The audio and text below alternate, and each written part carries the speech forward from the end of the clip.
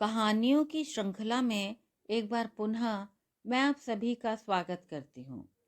आज मैं आपके समक्ष नीला प्रसाद की कहानी एक जुलूस के साथ साथ लेकर उपस्थित हुए हूँ। यदि आपको यह कहानी अच्छी लगे तो कृपया चैनल को सब्सक्राइब करें। कहानी एक जुलूस के साथ साथ सुनिए वैदेही के स्वर में। होटल के डाइनिंग हॉल में दो कोनों पर खड़े हम दोनों की नज़रें अनायास मिल गईं। फिर उन नज़रों के मिलन से बने पुल पर तेजी से बहती तैरती पिघली हुई यादें आने जाने लगीं। वे बहुत तकलीफदेह यादें थीं। वे यादें मुझे ग्लानि में डुबो दें उससे पहले ही उनसे भाग निकलना ज़रूरी था। मैंने कोशिश करके नज़रें घुमा ली और क्षण भर को वह पुल टूट गया। पर अपने अपराधों, अपनी ग्लानि से कब तक नज़रें चुरा पाती। नज़रें फिर मिली और अब की मिली रह गईं। शायद उसने भी मुझे पहचान लिया था, इसीलिए अनायास हमारे कदम एक दूसरे की ओर बढ़ने लगे। वह अपेक्षाकृत स्थूलकाय हो आई थी और उसके बालों में सफ़ेदी झलकने लगी थी। मैं खुश हुई कि मैंने खुद को संभाले रखा है और मेरी काया या मेरे बाल मेरी उम्र की चुगली नहीं करते। मैं धीरे धीरे कदम बढ़ा रही थी, पर मेरे अंदर ताजी ताजी युवा लड़की जैसे दौड़ लगा रही थी। मैंने उस लड़की को भागते हुए पकड़ ही लिया। तब हम इंटरमीडिएट में पढ़ते थे, रूममेट थे। पहली बार घर छोड़ा था और घर की याद में माँ की चाह और यादों से त्रस्त साथ साथ रोते थे। वह हॉस्टल हम जैसी लड़कियों से ही भरा पड़ा था, जो मूलतः उन कस्बों से उठकर कॉलेज की पढ़ाई के लिए आई थीं, जिन कस्बों में कोई विमेंस कॉलेज नहीं था। इस कॉलेज और इसके हॉस्टलों के अनुशासन की इतनी धाक थी कि आसपास के कस्बों के अभिभावक निश्चिंत होकर अपनी बेटी यहाँ छोड़ सकते थे। खासकर हॉस्टल नंबर 1 में, जहाँ जी वत्सला वार्डन और इंचार्ज थीं। मैं पहले दिन उनके सामने पेश हुई तो उन्होंने हंसकर कहा, यह तो ठेठ पढ़ाकू है, इसे 3 नंबर में भेज देती हूँ और सुजाता को यहाँ रख लेती हूँ। मैं सुजाता को छोड़ना नहीं चाहती थी।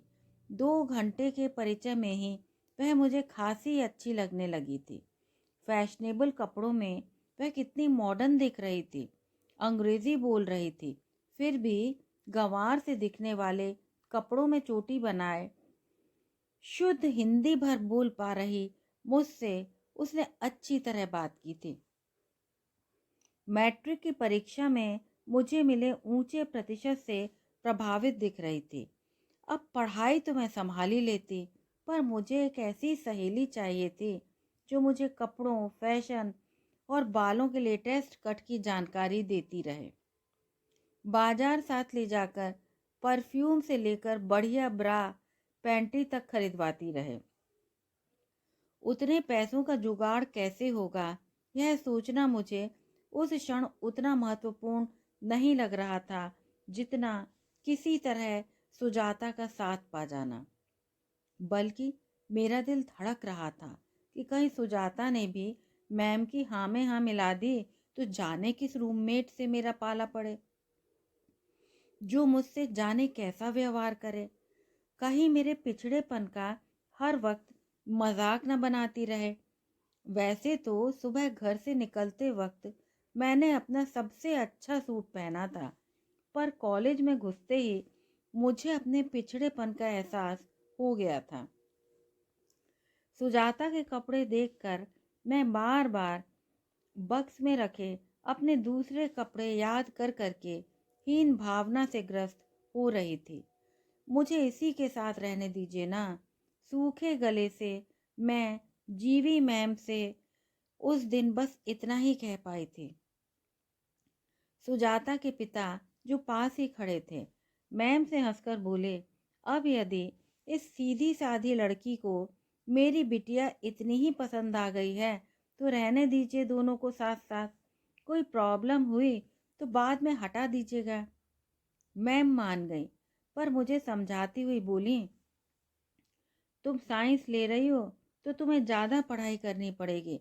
सुजाता आर्ट्स में है तो इसकी पढ़ाई जल्दी खत्म हो जाएगी, तुम्हें दिक्कत हो सकती है।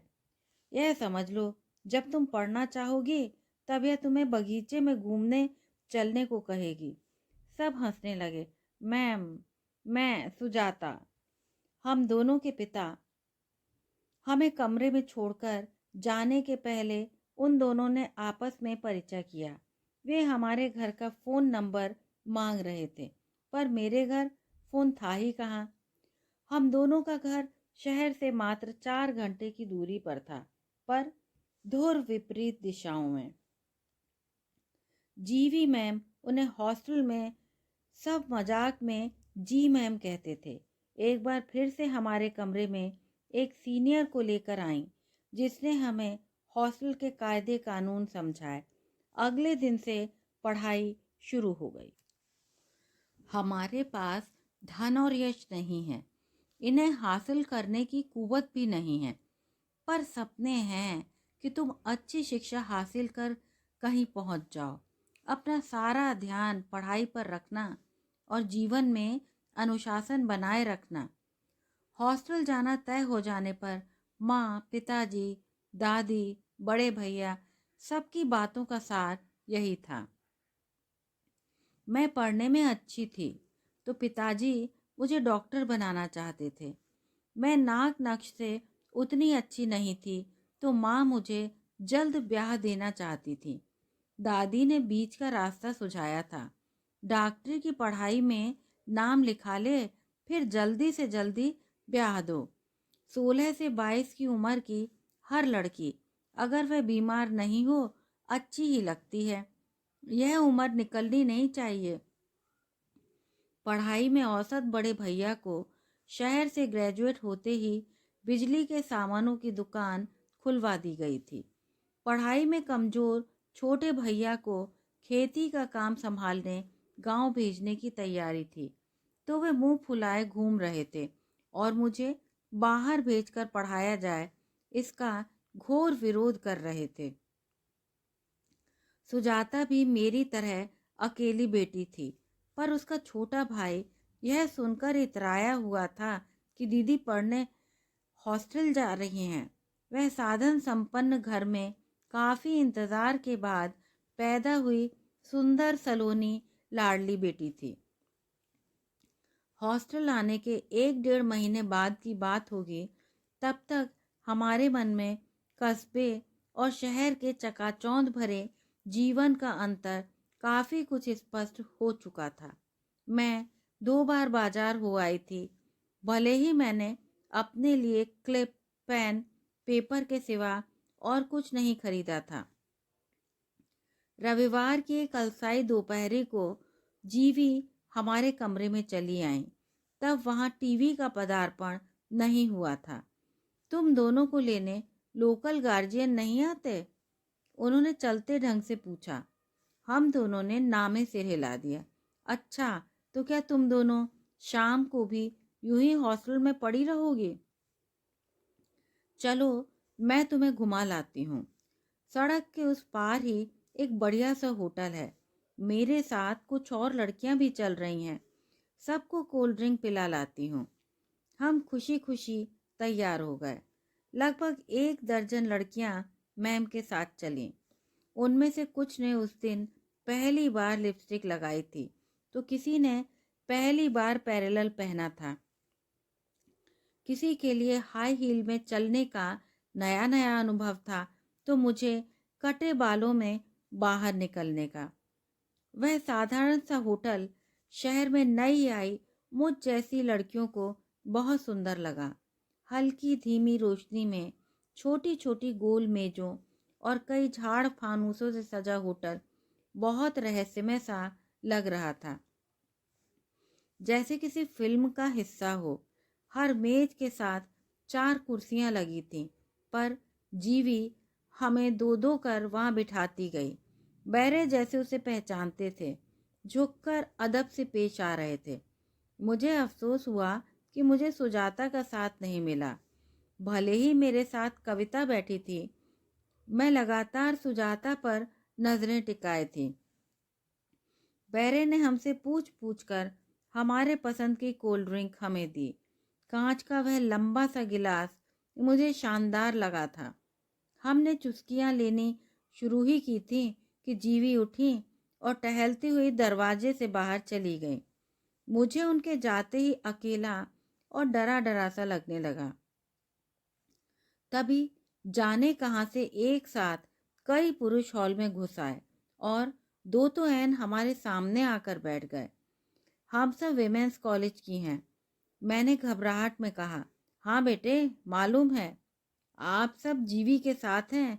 घबराइए मत, मैं इंश्योरेंस कंपनी का मैनेजर हूँ और ये स्टील इंडस्ट्री से हैं। हम यहाँ टूर पर आए हैं। आपका शहर बहुत सुंदर है। आपको दिखाने के लिए हमारे पास कुछ है। चलिए हमारे साथ हमारे कमरे में। उस व्यक्ति ने भारी भरकम आवाज में कहा और उठ खड़ा हुआ। हमें वापस हॉस्टल जाना है। मैम खोज रही होंगी। मैंने घबराहट में पसीना पसीना होते हुए हकलाहट के साथ कहा। वे हंसने लगे। आपकी मैम ऊपर ही तो हैं। उन्हें मालूम है कि आप हमारे साथ आ रही हैं। चलकर पूछ लीजिए। पर हमें तो कुछ नहीं देखना। मेरे साथ बैठी कविता बोली, ठीक है, ऊपर चलकर अपनी मैम से बोल दीजिए और उनके साथ चली जाइए। आप सब बोर हो रही थी, इसीलिए आपकी मैम ने हमें आपके पास भेजा है। हम उनके पीछे पीछे सीढ़ियां चढ़ गए और उनके इशारों पर कतार से बने कमरों में से एक में मैं और एक में कविता दाखिल हो गए। जब हम रोते हुए बदहवास से बाहर निकले तो हम नहीं रहे थे। वापसी में जीवी हमारे साथ थी, पर सारी की सारी लड़कियां उनसे और एक दूसरे से नजरें चुराती हुई चल रही थीं। सबके चेहरे उतरे हुए थे, आंखों में आंसू भरे। मैं और सुजाता अपने अपने बिस्तर पर बैठ गए। खाना हमने नहीं खाया। बाकी लड़कियों को जो अपने अपने लोकल गार्जियन के घर होकर आई थीं, हम अपना चेहरा कैसे दिखाते। लाइट ऑफ करने का समय एक बड़ी राहत लेकर आया। नींद नहीं आ रही थी, न मुझे न उसे। हतप्रभ, सुन्न, सर के चक्रवात से छुटकारा न उसे था न मुझे। बात करने की शुरुआत करने की हिम्मत न उसे हो रही थी न मुझे। पर घर और माँ से दूर बस आंसुओं के साथ रात गुजारने का ख्याल शायद न उसे भा रहा था न मुझे। वह कुछ सोच रही थी, मैं भी। वह अब भी लगातार रो रही थी। मैं रोकर चुप हो गई थी। वह बिस्तर पर जड़ पड़ी थी। मैं बिस्तर पर बैठी थी। मेरे पांव कांप रहे थे, हाथ बेजान थे। मैं तुम्हारे पास आ जाऊं? मैंने कमजोर आवाज में लगभग फुसफुसा कर पूछा। उसने बिना कुछ कहे मेरे लिए जगह बना दी। दो तनवंगी लड़कियां सिंगल बेड में आराम से समा गईं। खामोशी का दौर खत्म हुआ। तुम्हारे साथ कुछ हो गया है क्या? सुजाता ने जैसे मेरे कानों में कहा। नहीं। पर वह जबरदस्ती मेरा कुर्ता उतार मेरी छातियों से खेलता रहा।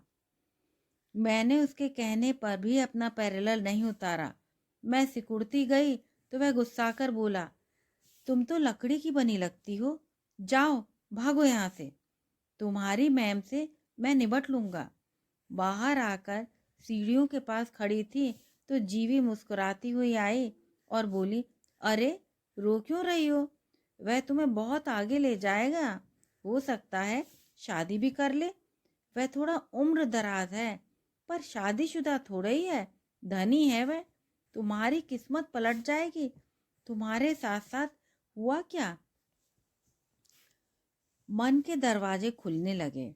सुजाता टुकड़ों टुकड़ों में बताने लगी, जिससे यह समझ में आया कि धमकाने की खातिर उसने झूठ कह दिया था कि उसके पिता और भावी पति दोनों पुलिस अफसर हैं और उसे छुआ भी गया तो, पर वह व्यक्ति बोला कि उसे जीवी सब बता चुकी हैं कि वह कौन है। वैसे भी वह विजिलेंस विभाग का है और इस नाते पुलिस का बाप है। वह नहीं मानी और दोनों एक दूसरे को धमकाते रहे। वह बड़ी मुश्किल से कमरे से निकल पाई। अब कल कौन सा क्लास बंक करके कैंपस के बाहर घर फोन करने को निकलें, यह तय नहीं कर पा रही। मेन गेट का गार्ड हॉस्टल की सभी लड़कियों को पहचानता था और बाहर निकलते समय प्रिंसिपल मैम को बता देने की धमकी देता था। मैं आसमान से गिरी। तुम घर पर सब बताओगी? वे तुम्हारा भरोसा करेंगे? क्यों नहीं, माँ से बात करूंगी, मेरा मन तभी शांत होगा। वह गर्व से बोली, मेरे घर तो भनक लगते ही पढ़ाई छुड़वाकर वापस ले जाएंगे। वहां बदनामी फैलेगी सो अलग। घर पर सब आपस में ही लड़ने लगेंगे और एक दूसरे को दोष देंगे। मैं पढ़ाई जारी रखना चाहती हूँ, इसीलिए घर पर बताने की सोच भी नहीं सकती। मैंने साफ बता दिया। सुजाता चुप रही। हमने अपनी उंगलियां आपस में फंसा ली और सोने की कोशिश करने लगे। सुजाता ने माँ को तुरंत बुला भेजा, पर जाने क्या बात थी कि माँ तुरंत नहीं आ पाई और उसके पहले ही दूसरा रविवार आ पहुंचा। शाम होते ही झाड़ू लगाने वाली कमली कह गई, उन्होंने तैयार हो जाने को कहा है। हमारे पसीने छूट गए, सर में चक्कर आने लगा। सुजाता पेट दर्द का बहाना बनाकर बिस्तर से जा लगी। तुम ज्यादा स्मार्ट तो नहीं बन रही? जीवी कमरे में आकर बोली। दर्द है, मधुमिता को मेरे साथ रहने दीजिए प्लीज, सुजाता ने ठंडे स्वर में दोहरा दिया। वे गईं और उल्टे पांवों दर्द की गोली के साथ लौट आईं। लो, मेरे सामने निकलो। वे दवा खिलाकर ही निकली। उनके जाते ही सुजाता उठ बैठी और जीभ के अंदर दवाई गोली थूक दी।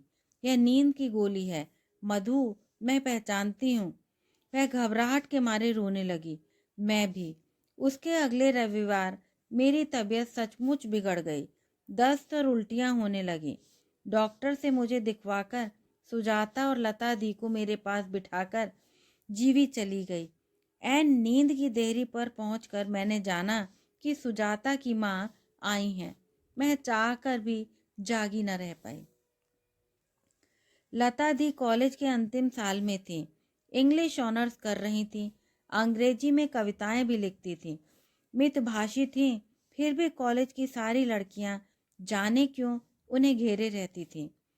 एक दिन जब क्लास खत्म होने के बाद हम कमरे में बैठे थे तो उन्होंने हम दोनों को बुला भेजा। वे हमसे मुस्कुराकर मिले।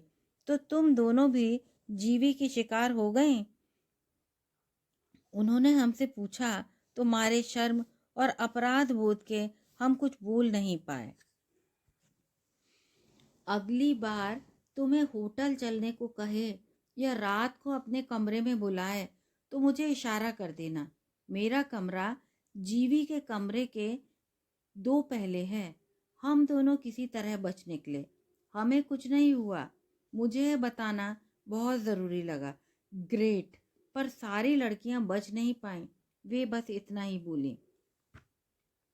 लता दी कौन है? उनके पास इतनी ताकत कैसे है? अगर वे जीवी के विरोध में हैं तो फिर इस हॉस्टल से निकाल क्यों नहीं दी जाती? इन सारे सवालों के जवाब हमें हफ्ते भर के अंदर ही अंदर अंजलि दी के मार्फत मिल गए। Lata the burning fire of women's college से हैं। उन्होंने हमें गर्व से बताया वे एक बड़े पुलिस अधिकारी की बेटी हैं। उन्हें इस हॉस्टल से हटाया गया तो जीवी के किस्से अखबारों में छपवा देंगे क्योंकि उनके चाचा जर्नलिस्ट हैं। जीवी उन्हें मजबूरी में इस हॉस्टल में रखे हुए हैं और दिन गिन रही हैं कि कब उनके क्लासेस खत्म हों और वे परीक्षा की तैयारी के लिए घर जाएं।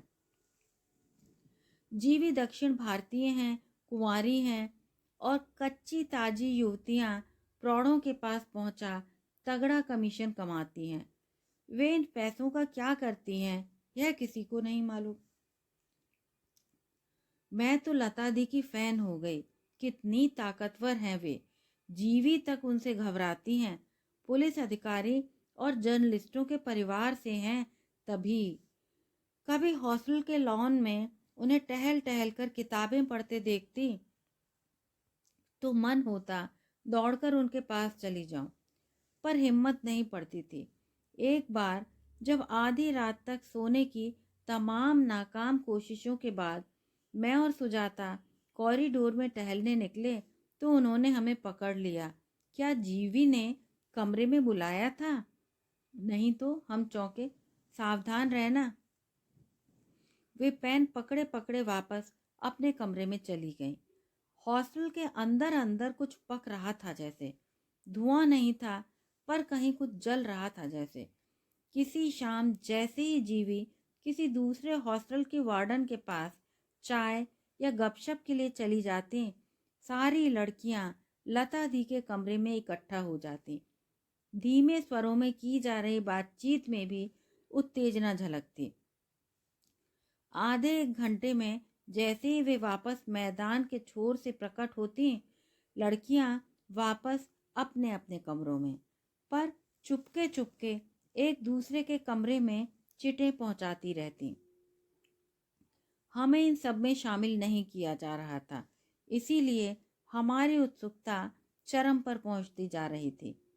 हमारी टर्मिनल परीक्षाएं पास आ गईं। मैं पढ़ने में व्यस्त हो गई। हादसा जो गुजर गया था मन को झकझोरता तो रहता था, पर आगे डॉक्टर बनने का लक्ष्य हासिल करना था तो पीछे का बहुत कुछ भुला देना, छोड़ देना जरूरी था। सुजाता कोर्स बुक बहुत कम या नहीं पढ़ती। उपन्यासों की दुनिया में उसे ज़्यादा मन लगता। शायद वर्तमान के हादसों को भुला देने में काल्पनिक दुनिया की सदस्यता सबसे ज़्यादा मददगार होती हो। मैंने माँ को इशारों में सब बता दिया। वे पापा से बात करके हॉस्टल बदलवा देंगी। एक दिन उपन्यासों की दुनिया से थोड़ी देर को बाहर आकर जैसे ही उसने यह बताया, मेरे होश उड़ गए। मेरे मनाने का उस पर कोई असर नहीं दिखा। आखिर कब तक जीवी से डरती हुई जीऊंगी? तू भी अपने पापा से कहकर किसी दूसरे हॉस्टल चली जा, उसने सलाह दी। पर मैं और पापा से कहती? जो बातें माँ से नहीं कह पाई वह सब पापा से कहना अकल्पनीय था। हमारे घर में अपनी समस्याओं पर खुलकर बात करने का रिवाज ही नहीं था, न माँ न पापा से। मेरी तो रातों की नींद ही हराम हो गई। सुजाता चली जाएगी, लता दी भी चली जाएंगी। उसके बाद मेरा क्या होगा? अब सोचती हूँ कि माँ पापा से उस बात को छुपाकर भी हॉस्टल बदलवाने की बात की जा सकती थी, पर तब न उतनी अक्ल थी न हिम्मत। मुझे बस एक ही तरफ ध्यान रखने का मंत्र दिया गया था, पढ़ाई। बाकी मामलों में मैं एकदम शून्य थी। अव्यवहारिक, डरपोक, दब्बू और आत्मविश्वासहीन। पर मुझे अच्छा लग रहा था कि जिंदगी में लता दी तो थी मुझसे बड़ी और जानकार। उन्हें पता होना चाहिए था कि मैं घर वालों को अपनी समस्या क्यों नहीं बता सकती। हमारे जैसे परिवार जो समाज के सामने झुके झुके जीते थे और लड़कियों को नजरें झुकाए सड़क पर चलने का सुझाव देते थे, तब के समाज का सच थे।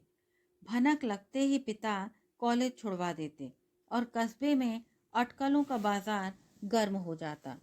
तो एक दिन हिम्मत करके मैं लता दी के पास जा पहुंची और उन्हें सब बता दिया। घर परिवार से बात छुपाने की मजबूरी, मेरा अकेलापन, मेरी आशंकाएं, मेरे सपने और सुजाता के साथ की ज़रूरत। वे बिना कुछ बोले सुनती रहीं। नाटे कद की, सांवली, हल्की मोटी, साधारण नाक नक्श की लता दी ने जो मेरी भगवान बन सकती थी या नहीं, पर उस वक्त जो भगवान ही थी, मुझे अपने से सटा लिया और बोली, मैं तुम्हारी परिस्थिति समझ सकती हूँ। जब तुम्हारा कौमार्य भंग नहीं हुआ तो तुम इस घटना को छुपा भी जा सकती हो, पर बताने की हिम्मत पैदा करो। माता पिता को समझाओ कि वे तुम्हें मॉरली सपोर्ट करें। कॉलेज से नाम न कटवाएं। यहीं इसी हॉस्टल में रहो और हमारी लड़ाई का हिस्सा बनो। अगले महीनों में इस हॉस्टल में बहुत कुछ होने वाला है। हम जीवी के विरुद्ध सबूत इकट्ठा कर रहे हैं। फिर प्रिंसिपल मैम के पास मामला जाएगा। बात नहीं बनी तो धरना, स्ट्राइक, यहाँ से जीवी की विदाई। अपनी आंखों से नहीं देखना चाहोगी? वे हंसने लगे। तुम दोनों यहीं रहो और जीवी के विरुद्ध हमारी गवाह बनो। मैंने मरे मन से हामी भर दी। यह तो मैं और भी फंसती जा रही थी। अब तो सारा कॉलेज, सारे टीचर्स जान जाएंगे कि मैं होटल भेजी गई थी। वहाँ मेरे साथ क्या हुआ क्या नहीं, यह कोई थोड़े सोचेगा। उनके लिए तो मैं बस वो गंदी हो चुकी लड़की बन जाऊंगी जिसका रेप हुआ है। अब मैं तो बिल्कुल बेचैन हो गई, पर भगवान से कब तक छुपता। लता दी ने पकड़ लिया एक दिन। तुम इन दिनों इतनी घबराई सी क्यों रहती हो? कहीं चिंता तो नहीं कर रही कि गवाही दोगी तो बदनामी होगी वगैरह? हाँ लता दी, मैं बहुत गरीब परिवार से हूँ। बदनामी का मतलब है जिंदगी भर कुंवारी बैठे रहना। इसका गरीबी से ज्यादा लेना देना नहीं है। दूसरी लड़कियों की भी यही समस्या है, पर तुम्हारे साथ कोई जबरदस्ती थोड़ी ही है। मत बनो गवाह। प्रिंसिपल मैम के पास जाने में देर इसीलिए तो हो रही है कि गवाह बनने को लड़कियां सामने नहीं आ रही। अब बिना विटनेस मैं बात कैसे आगे बढ़ाऊं? 100 से ज्यादा विक्टिम इसी हॉस्टल में मौजूद हैं। विटनेस बनने को 20 भी तैयार नहीं। पर इस तरह मामला छोड़ देने से तो आगे भी चलता रहेगा। यही सब नहीं। मैंने हामी भर दी। तुम इस बारे में सोचना अवश्य, कहकर वे वापस हो गईं। वे टहल टहल कर पढ़ने लगी। मैं कमरे में चली आई। पीछे से जीवी की आवाज आई, लता रात हो गई है, कमरे में जाकर पढ़ो। ओके मैम, लता दी मुलायमियत से बोली और तुरंत मुड़ गई। कुछ सोच नहीं पा रही थी, फिर भी सुजाता के माता पिता को प्रिंसिपल मैम के कमरे की ओर जाते देखा तो लता दी को ढूंढने भागी। प्रिंसिपल मैम कमरे में नहीं थी। लता दी ने उनसे आराम से बातें की। 10 मिनट की बातचीत के बाद मैंने उन्हें कहते सुना, आगे का जिम्मा मैं लेती हूँ अंकल। सुजाता वहीं रहने को मान गई थी। मैं सोचने लगी कि कुछ एक महीनों के बाद ये चली जाएंगी, तब क्या होगा? क्या हम फिर से असुरक्षित नहीं हो जाएंगे? शायद मैंने बेकार ही, पर सुजाता के हामी भर देने से तत्काल की समस्या हल हो गई थी। मैंने अपने अंदर किसी पुलक का अनुभव किया। सुजाता के पिताजी कह रहे थे, you are a brave girl Lata. I will feel proud if you and Sujata are able to fight this case together. But take care, you both are still very young. Don't miss your future and career. वे जाने लगे और सुजाता के साथ साथ लता दी को भी उनके पांव छूते देखा तो मैं भी लपकी। मधुमिता, तुम भी शामिल हो जाओ इस लड़ाई में, उन्होंने आशीर्वाद देते हुए कहा। तो मैं असमंजस में पड़ गई। मैं विटनेस बनूंगी, खुलकर साथ दूंगी लता दी का। तू रिप्रेजेंटेशन में साइन तो कर दे, भले हमारे साथ प्रिंसिपल मैम के यहाँ मत चलना। सुजाता कमरे में आकर बोली। मैं मान गई तो वह लपक कर लता दी के पास से कागज ले आई। मैंने 49वें नंबर पर अपने हस्ताक्षर कर दिए।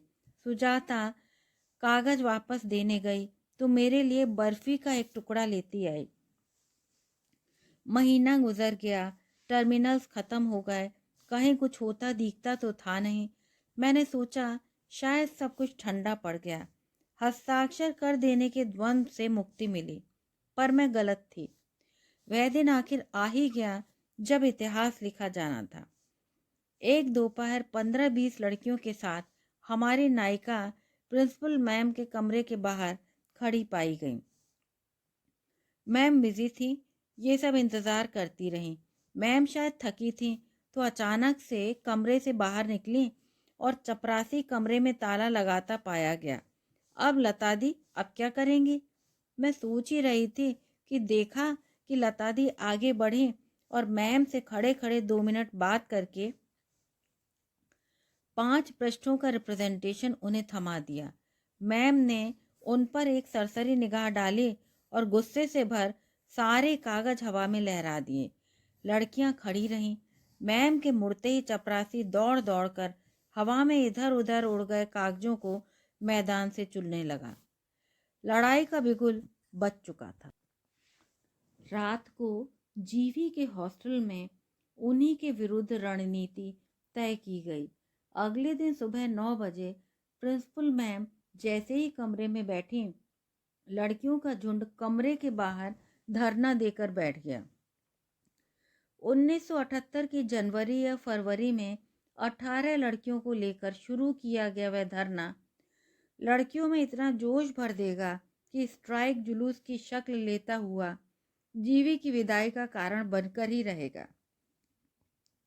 यह उस ठिठुरती सुबह मैं नहीं सोच पाई थी।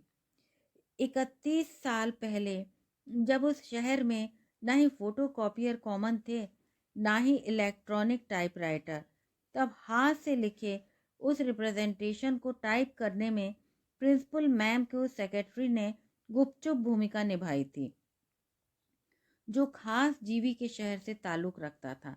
लता दी महीनों पहले से चुपके चुपके कई स्तरों पर समर्थन जुटाती फिर रही थी और इसीलिए उस दिन धरने पर बैठी लड़कियों को अनुशासनहीनता के आरोप में सस्पेंड करने के लेटर का डिक्टेशन लेकर भी उनका सेक्रेटरी उसे टाइप करने से मुकर गया।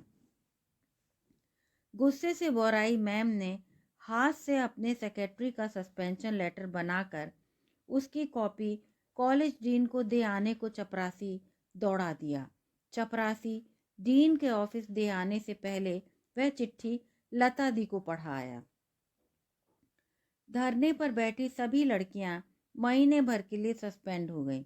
मैम को पता भी नहीं चला होगा कि ऐसा करके उन्होंने उन सभी के साथ कितना बड़ा फेवर किया था।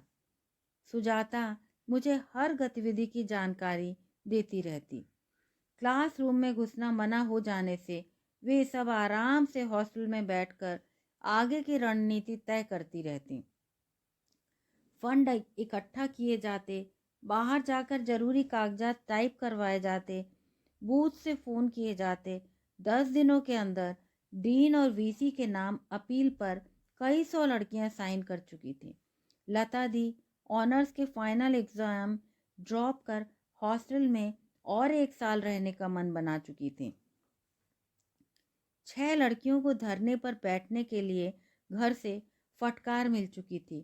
3 का सस्पेंशन उनके पेरेंट्स से बातचीत के बाद वापस कर लिया गया था। सुजाता भी लता दी की तरह ही सस्पेंड थी, पर उसे कोई परवाह है ऐसा कभी नहीं लगता था। वह खुशी खुशी अपने सस्पेंड हो जाने का ऐलान इस तरह करती थी मानो सस्पेंड होकर उसने कोई किला फतह कर लिया हो। कॉलेज ग्राउंड में हर रोज खुलेआम मीटिंग की जा रही थी। लता दी ने प्रिंसिपल मैम से डीन के पास जाने से पहले नियमानुसार अनुमति मांगी। उन्होंने गुस्से में पेपर वेट दीवार पर दे मारा। उस आवाज से बाहर खड़ी लड़कियों को ऐसा लगा कि लता दी पर हाथ उठाया गया और सारी की सारी लड़कियां उनके कमरे में घुस गईं। किसी ने कुर्सियां पटकी, किसी ने कागज फाड़े तो किसी ने प्रिंसिपल मैम को ही धक्का दे दिया। वह एक बेकाबू भीड़ थी, मॉब, जिसकी साइकोलॉजी सुनने की नहीं तुरंत फुरत कुछ कर गुजरने की होती है। कैसे नियंत्रण में आती, लता दी और प्रभा मैम दोनों हक्के बक्के रह गए। भीड़ में चेहरे कौन पहचानता है। लता दी को लड़कियों को उकसाने और प्रिंसिपल मैम से हाथापाई करवाने का आरोपी पाया गया। पूरे कॉलेज में बात फैल गई कि लता दी को कॉलेज से निकाला जा रहा है। उसी शाम कॉलेज ग्राउंड में एक खास मीटिंग हुई। उतने विशाल ग्राउंड में तिल रखने की जगह नहीं थी। लगता था जैसे पूरा कॉलेज वहीं जमा हो गया है। लता दी का स्वागत किसी नायिका की तरह हुआ। और उस शाम की नायिका वे थी भी। उनके भाषण को सबने ध्यान से सुना, जिसका सार था कि हिंसा करने और उत्तेजित होने से लड़ाई का मूल मुद्दा पीछे छूट जाएगा। जोरदार करतल ध्वनि के बीच अगले दिन से शांतिपूर्ण धरने का आयोजन करने का फैसला हुआ। कोई अभद्रता, कोई हिंसा, कोई नारेबाजी नहीं। मुद्दे दूर रहेंगे। सबू का सस्पेंशन वापस लो और जीवी को कॉलेज से हटाओ। ठीक है? उन्होंने पूछा। ठीक है। सामूहिक स्वर लहराया और हजारों हाथ समर्थन तथा उत्तेजना में उठ गए। उत्तेजना की वह थरथराती लहर मैंने भी अपने अंदर फैली महसूस की। सुजाता धरने पर बैठने के उत्साह और खुशी के मारे रात भर जागती रही। मैं अनिर्णय के तनाव के मारे। अगली सुबह किसी उत्सव की सुबह थी। कैंटीन जाकर नाश्ता करने की किसे सुध थी। बस नहाओ और लता दी के कमरे के बाहर पहुंचो। बाहर इसीलिए कि अंदर पांव रखने की जगह थी ही नहीं। जीवी के कमरे के बाहर रखा फोन लगातार बज रहा था और वे किसी को बात करने से रोक नहीं पा रही थी। उनका चेहरा उतरा हुआ था और आंखों के सामने अपने विरुद्ध बनाए जा रहे पोस्टर शायद उन्हें अपने कफन की तरह लग रहे थे। 10 बजते ही लड़कियां धरने पर बैठ गईं। जाड़े की उस ठिठुरती सुबह हाथों में तख्तियां लिए रंग बिरंगे स्वेटरों से सजी हरे भरे ग्राउंड का बड़ा हिस्सा घेरती उन लड़कियों का वह झुंड आज भी मेरी आंखों के सामने है। दाहिने हाथ से केमिस्ट्री की कॉपी अपनी छाती से सटाए ऊंचे पेड़ से सटी खड़ी मैं अंदर ही अंदर बहुत अफसोस से भरी हुई थी कि मैं उस दृश्य का हिस्सा बनने की हिम्मत नहीं जुटा सकी थी। जीवी को सस्पेंड करो, पी प्रभा होश में आओ। लड़कियों के भविष्य से खिलवाड़ बंद करो। छात्रों का सस्पेंशन वापस लो। कॉलेज प्रशासन मुर्दाबाद। पी प्रभा हाय हाय। जीवी वैश्या है। देह व्यापार की आयोजन को संरक्षण देना बंद करो, बंद करो। जाने कितने पोस्टर और उन्हें पकड़े हुए जाने कितनी नाजुक कलाइयां। उन दिलों में उठते जाने कितने अरमान और भय। अंदर लरचती जाने कितनी भावनाएं और उत्सुकताएं। मैं केमिस्ट्री की क्लास अटेंड करने चली गई। माँ की अच्छी बेटी कहीं धरने वरने में शामिल होती है। डॉक्टर बनना था। अर्जुन की आंख बस अपने लक्ष्य पर। रास्ते के फूल, पत्थर, झरने, घटनाएं, दुर्घटनाएं अगर दिखने विचलित करने लगे तब तो बन चुकी डॉक्टर। पर क्लास में लड़कियां बहुत कम थीं और मैम का भी मन पढ़ाने में नहीं लग रहा था, तो क्लास नियत समय से पहले ही छोड़ दी गई। मैं वापस ग्राउंड में आकर खड़ी हो गई। चारों ओर पोशाकों के बिखरे पड़े रंग घास की हरियाली के बैकग्राउंड में सुखद नज़ारा पेश कर रहे थे, पर सबों के मन में जोश का लाल रंग भरा था और भरी हुई थी आक्रोश और दुख की कालिमा। मैं अगली क्लास में नहीं गई। पेड़ के तने से सटी खड़ी कुछ सोचने की कोशिश करती रही, पर दिमाग शून्य था। सुजाता मुझे देख मुस्कुराई। तुम उन लोगों में हो जो जिंदगी भर पानी के किनारे खड़े होकर तैरने का आनंद लेने का दावा करते रहते हैं। जिंदगी में कभी तो समूह के लिए खतरा उठाना सीख। जिंदगी भर डर डर कर सामने दिख रही समस्याओं से मुंह छिपाती जियोगी क्या? कल रात सुजाता ने व्यंग में कहा था। विनीता ने सीधे निमंत्रण दे डाला, तुम भी तो विक्टिम हो, आ जाओ हमारे साथ। मैं मुस्कुराकर टहलती हुई आगे निकल गई। 2 घंटे बाद 3 लड़कियों को बातचीत का बुलावा आया। रिप्रेजेंटेशन ले लिए गए तथा धरना खत्म करने को कहा गया ताकि आगे की कार्रवाई हो सके, पर किसी ठोस एश्योरेंस के अभाव में लड़कियां धरने पर बैठी रहीं। 4 घंटे बाद पुलिस और अखबार वाले लगभग साथ साथ पधारे। धरने पर बैठी सभी लड़कियां अरेस्ट करके थाने ले जाई गईं, पर बाद में छोड़ दी गईं। सुजाता विस्तार से बताती रहीं कि थाने में उन्हें कितना सम्मान मिला तथा कोई अभद्रता नहीं की गई। अगले दिन के सभी स्थानीय अखबारों में खबर आ गई। लड़कियां कुछ कर गुजरने को अधीर हो रही थीं। जुलूस बनाकर डीन और वीसी से मिलने जाएंगे। लता दी ने फैसला सुनाया। मैंने जोश के ज्वार को अपने सामने बनते उठते और सबों को छा लेते देखा। मैं भी अनजाने इस ज्वार की चपेट में आ गई। जुलूस वाले दिन सुबह जीवी का कमरा खाली पाया गया। लड़कियों के चेहरे पर मुस्कुराहट खिल गई। यहाँ सुमिता मैम आएंगी, चपरासी ने बताया। आएंगी क्या, आ गईं। बिना इंतजार कराए सुमिता मैम सामान उठाए एकदम से आ पहुंची। वे कुछ माह पहले ही कॉलेज में लेक्चरर नियुक्त हुई थी। एकदम ताजी ताजी, युवा, हंसमुख, स्टूडेंट नुमा दिखती थी। उन्होंने आते ही लता दी को कमरे में बुलवाया और 10-1 मिनट बाद लता दी हंसती हुई कमरे से बाहर आ गईं। ये अपने साथ हैं। लता दी के इशारे हम समझ गए। 11:30 बजे जुलूस डीन के ऑफिस की ओर चला। 3 किलोमीटर की पैदल यात्रा थी। मेरा मन बेकाबू था। चारों तरफ इतना उत्साह, चहल पहल, जोश, खुद को अछूती रख पाना असंभव था। लड़कियां 2-2, 4-4 की टुकड़ियां बनाकर चल रही थी।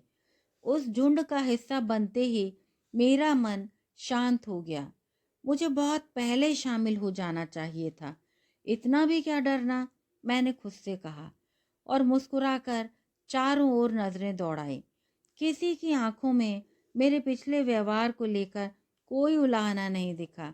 सबने मुस्कुराकर अपने समूह में मेरा स्वागत किया। जैसे 10-1 मिनट गर्व से उनके साथ चलने के बाद मैं अचानक चौंक गई। 2-4 प्रेस फोटोग्राफर भाग भाग कर अलग अलग एंगलों से धड़ाधड़ हमारी तस्वीरें उतार रहे थे। अरे, अगर मेरे चेहरे वाली तस्वीर ही कल अखबारों में छप गई तो?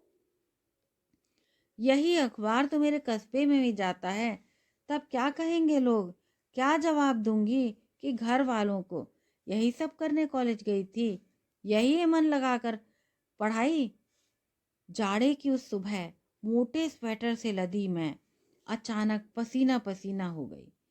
हम बाजार के बीच से गुजर रहे थे। सड़क के दोनों ओर कतार से बनी दुकानें दिख रही थीं और लगभग सारे दुकानदार अपनी अपनी दुकान के बाहर खड़े गुजरते जुलूस का नज़ारा देख रहे थे। बस कुछ सेकंड की दुविधा और मैंने खुद को चुपके से एक दुकान में घुसते पाया। वह क्षण और आज का सुजाता से नजरें मिलने का यह क्षण, मैं जैसे उसी जुलूस से भागी हुई मनह स्थिति में जी रही थी। जुलूस गुजर रहा था और मैं चुपके से उसका हिस्सा बनने से खुद को रोक रही थी। जुलूस बढ़ रहा था और मैं जानबूझकर पीछे छूट रही थी। मुझे मालूम था कि जुलूस सफल होगा और मैं जश्न का हिस्सा बनने से चूक जाऊंगी। बाद में सब अपनी भागीदारी के किस्से अगली पीढ़ी को सुनाएंगे और मैं पछताऊंगी। भविष्य मुझसे हिसाब मांगेगा और मैं अतीत से नजरें चुराती रह जाऊंगी। पर जो रिक्शे पर बैठकर हॉस्टल लौटा और आनन फानन सुजाता के बिस्तर पर माफी की स्लिप छोड़ सुमिता मैम से कहकर दूसरे हॉस्टल में शिफ्ट हो गया, वो मैं थी। जो जिंदगी भर सुजाता और लता दी को नायिकाओं की तरह सराहता रहा पर उनसे मिलने के नाम से कतराता रहा, वो भी मैं ही थी। डीन के जुलूस की नायिकाओं से मिलने के बाद इंक्वायरी कमेटी बना दी, पर प्राइमा फेसी दोषी पाए जाने पर भी जीवी को सस्पेंड नहीं किया गया। इसीलिए लता दी कुछ एक लड़कियों को लेकर आमरण अनशन पर बैठ गईं। नहीं, देर नहीं लगी थी।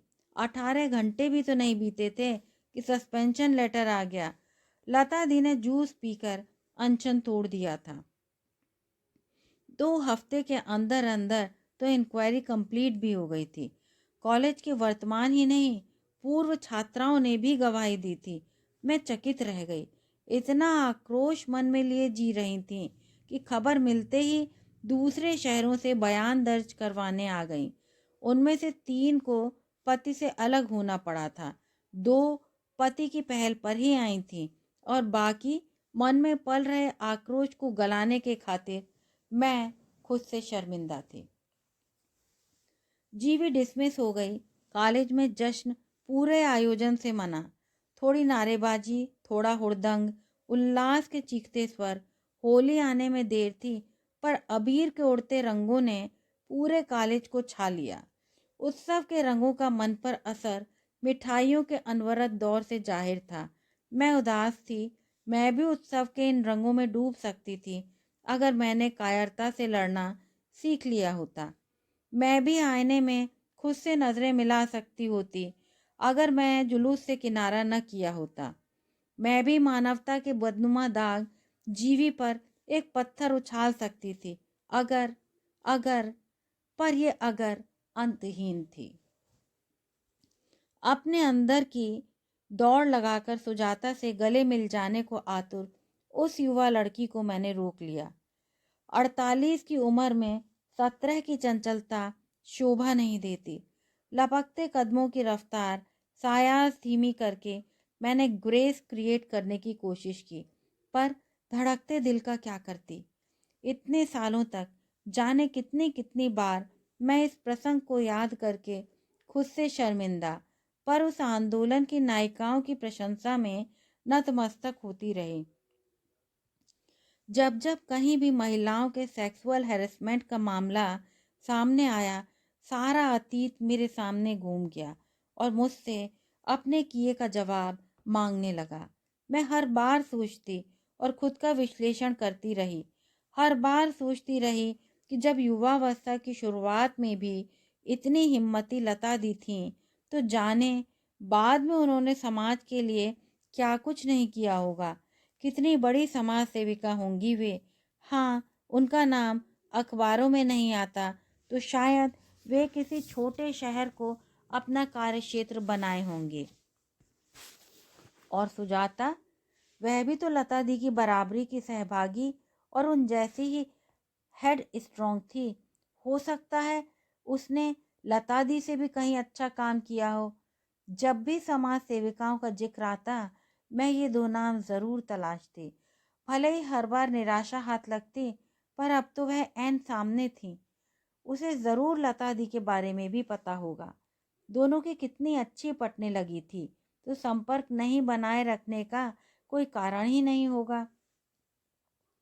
ऐन सामने आकर हमारे चेहरों पर मुस्कान फ्रीज हो गई।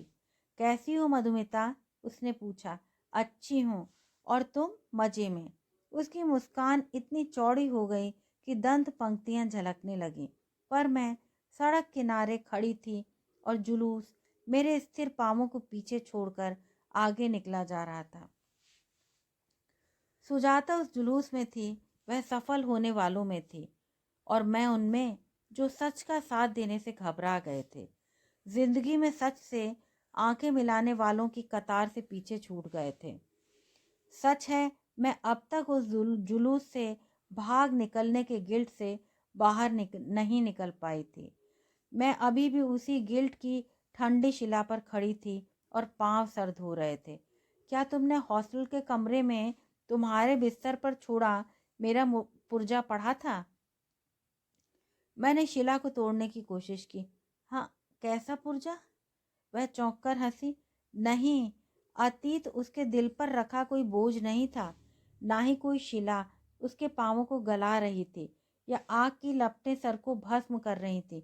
कमरा छोड़ते समय तुम्हारे बिस्तर पर रख दिया था, उसके बाद कभी नहीं मिली। आज तुम्हें देखते ही याद आया कि पूछ लूं। ओह, तब हमें पुर्जे देखने पड़ने की फुर्सत थी।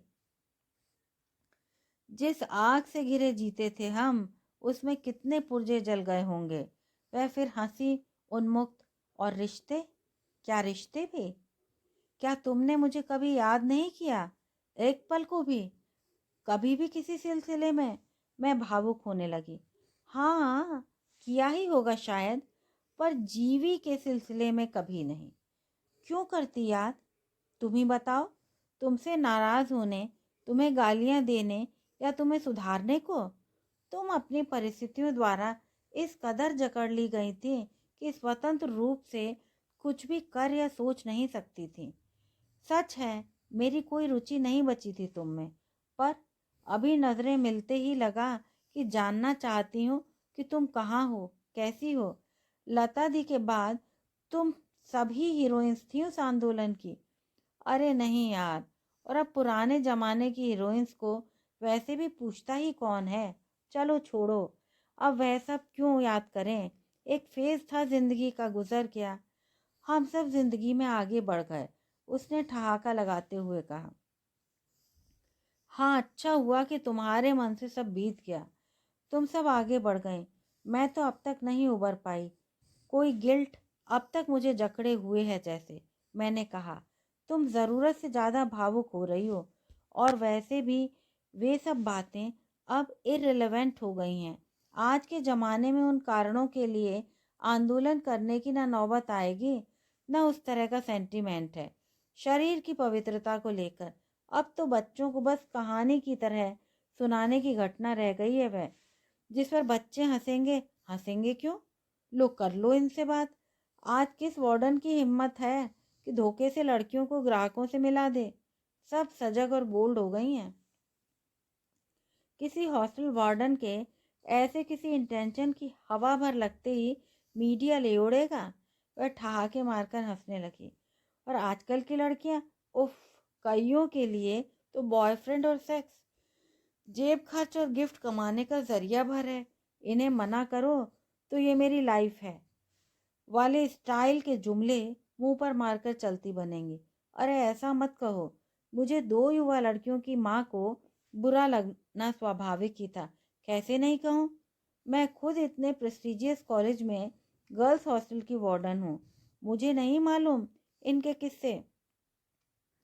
हमारे जमाने की लड़कियां संकोची और असहाय हुआ करती थी, नहीं तो दो दो थप्पड़ मारकर हवा नहीं निकाल देती सबकी। और जीवी, अब सोचती हूँ कि उसे तो कितनी आसानी से हम सब मिलकर पीट सकते थे। नहीं, पर हम सब डरपोक थे और अपने शरीर को कोई पवित्र सी चीज समझे हुए थे। जाने किन किन मॉरलिटी से घिरे जीते थे। वह हंसी। तो तुम समझाती तो जरूर होगी लड़कियों को कि आज भी उस तरह की, भले ही नहीं, पर नैतिकता की जरूरत बाकी है। क्योंकि सेक्स को जेब खर्च और गिफ्ट कमाने का जरिया समझने पर भी शादी के बाजार में लड़कियां आज भी उसी वीक बैकग्राउंड पर हैं जिन पर हम खड़े थे। आजकल की लड़कियों ने सब त्याग दिया है। पुरानी नैतिकता, पुराने वस्त्र, पुराने तौर तरीके। वह लापरवाही से हंसी। शायद जुलूस में शामिल सब आगे बढ़ते होंगे, अनुभवी और परिपक्व होते गए होंगे। मैं एक जगह खड़ी अब तक उसी मानसिकता में जी रही थी। पर पुरुष तो मानसिकता में जस के तस हैं।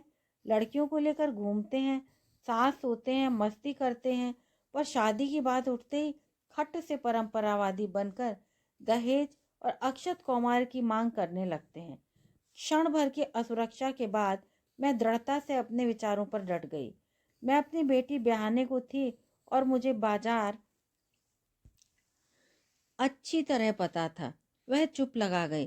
तुम किस अस्पताल में डॉक्टर हो? उसने बात बदलते हुए पूछा। नहीं डॉक्टर नहीं, इकोनॉमिस्ट हूँ। ओह अच्छा, मैंने तो 20 सेशन में ही कॉलेज छोड़ दिया था, इसीलिए तुम्हारी कोई खबर मालूम नहीं। मैं कई महिला संस्थाओं से भी जुड़ी हूँ। एक बार एक कॉज को बीच में ही छोड़ दिया था। शायद उसी गिल्ट के मारे अब जिस भी केस को हाथ में लेती हूँ अंत तक पहुंचाकर ही मानती हूँ। ग्रेट यार, वह बिना इंटरेस्ट के बोली। जीवी वाले मामले में अचानक पीछे हट जाने के लिए मैंने खुद को कभी माफ नहीं किया, इसीलिए अब पीछे नहीं हटती, डटी रहती हूँ। Oh very interesting. मुझे तो इन बातों में अब कोई रुचि नहीं रही। समाज अपनी गति से चल रहा है, मैं अपनी। जो होता है होता रहे। मुद्दों को लेकर जिन्हें लड़ना मरना हो, मरते रहें मेरी बला से। मेरे पास न वक्त है, न इतना तनाव झेल पाने की शक्ति। वह ऊबे भाव से बोली। मैं चौंकी।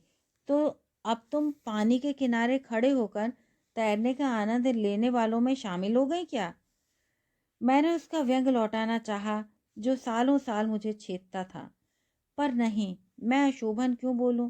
मैंने सोचा था कि पुराने जमाने की वह हीरोइन आज भी कुछ ऐसा ज़रूर कर रही होगी कि याद रहे कि वह अपने ज़माने में क्या कुछ कर गुजरी है। वह तो जन समूह के लिए खतरा उठाने की हिम्मत रखने वालों में थी, तो निसंदेह आज महिला मामलों में कोई हस्ती होगी। जाने क्या क्या सोचा था मैंने उसके बारे में। पर पर वह तो बदल गई थी। और लता दी कैसी है, कहाँ है? मैं उत्सुकता रोक नहीं पाई। उसकी आंखें आश्चर्य से विस्फारित हो गईं। अब यह सब मुझे कैसे मालूम होगा, बताओ? और क्यों मालूम रखना चाहिए मुझे? क्योंकि तुम दोनों ने मिलकर एक जोत जलाई थी अन्याय के विरुद्ध। तुम दोनों समान विचारों और कर्मों वाले थे। तुम आंदोलन में लता दी का दाहिना हाथ मानी जाने लगी थी, तो स्वाभाविक रूप में तुम दोनों समान धर्मा हो गए। इसीलिए लता दी के पति विदेश में रहते हैं, तो स्वाभाविक रूप से वे भी वहीं होंगी। वे क्या करती हैं, क्यों करती हैं, या कुछ करती हैं क्यों नहीं, इससे मुझे कोई मतलब नहीं।